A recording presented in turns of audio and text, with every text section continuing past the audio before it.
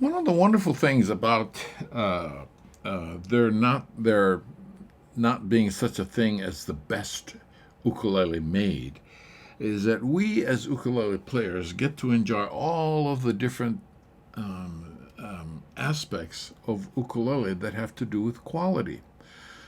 It's impossible for any one builder to build an instrument and input everything that everybody likes about an instrument. So, one of the really wonderful things we get to do is to exercise and listen to the personality of an instrument, and then move our attention to those instruments that we prefer sound wise. We a lot of times we think that of different sounds of instrument being displayed principally through the G string. Like this is a low G tuned instrument, as opposed to a high G tuned instrument, which would sound like this: high G, low G.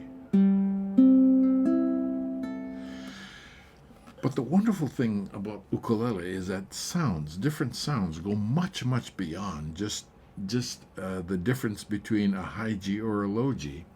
And one of those differences in sound is a uke like this, composed entirely, a top and back and sidewise, of just one wood, myrtle wood. And so the composition of this instrument was decided by the builder. And so one of the things about each uke having its own personality is the sound of each uke has its own personality as well. Listen to this.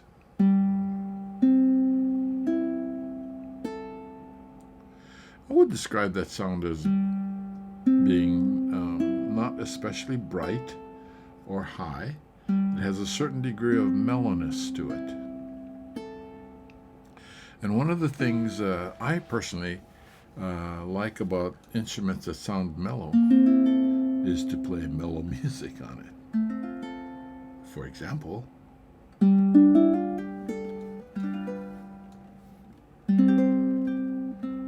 an open fifth.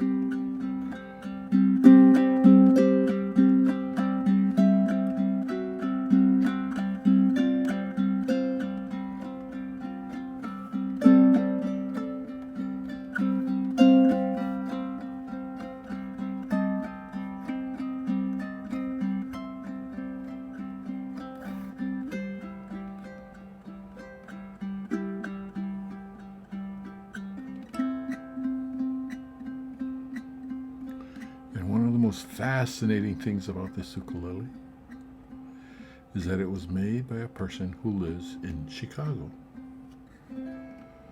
Those of us who live in Hawaii appreciate the fact that we have lots of ukuleles here.